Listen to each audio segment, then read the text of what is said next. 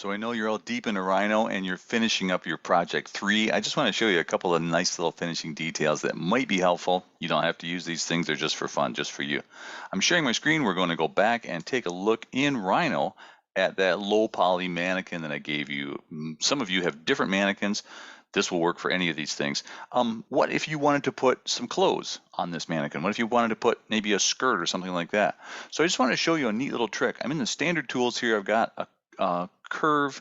I'm going to draw just kind of a shape as if she's wearing a long skirt and it's kind of draping on the ground. I'm trying to get that kind of a feel of the thing and maybe kind of a long train there. So there's that shape.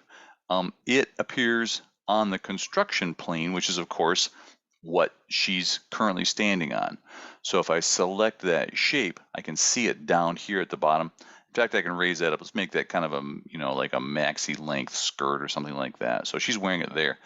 And then what I'm going to do is option click on my up arrow and drag another version of that loop up. As you can see, it goes up here.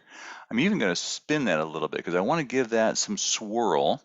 And I'm also going to scale it a bit so it's not quite so big at that particular part. Same thing again, option click, drag that all the way up. I'm doing this fairly quickly because I don't want to bore you to tears. I might put one at the hip level because I want to be able to control fairly closely how the size works right there. And again, I might just spin that a little bit for fun.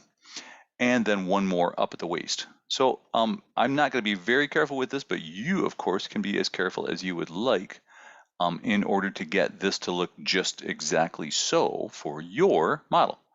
But basically what we're going to do is take those 4 shapes that we've now made and make a loft of those things. It's a SubD loft. So if I go to my SubD loft command right here in the menu, and it says, well, select the options that you want. I'm just going to drag over the whole thing. It won't select the mannequin because it's not a SubD object. The rest of it all, of course, is SubD. And you can see I've got a lot of fooling around to do right there.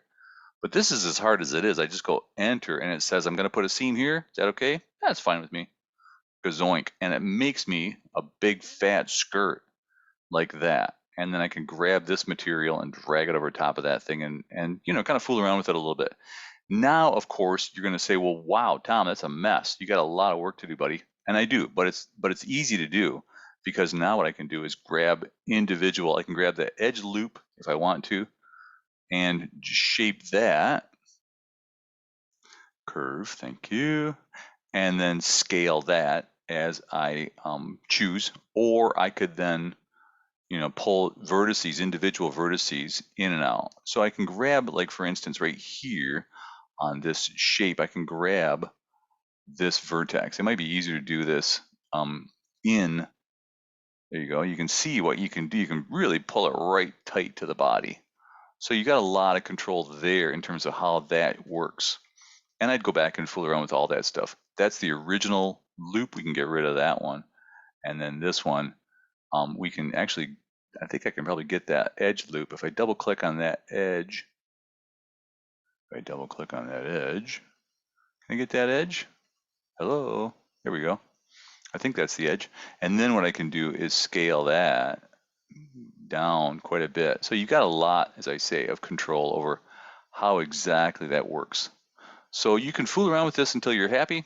If you find yourself thinking, yeah, it's cool, but I want that to be a 3D shape. I don't want that to just be flat. I think I'd like to make that, maybe with some substance to it.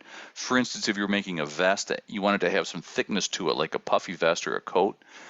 You could easily do that by going to SubD Tools, right here, SubD Tools.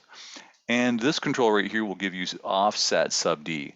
And that will say, I'm going to go in. If I click on it, it's going to go out. And then I say, I'm going to go 1 millimeter. I'm in millimeters out. And it makes a shape like that now has some 3D some three-dimensionality to it. You can see that. So hopefully that gives you a few more little tricks up your sleeve to have some fun with this last project. Holy cow, I can't believe we're almost there. I'm so looking forward to seeing what you come up with. Bye.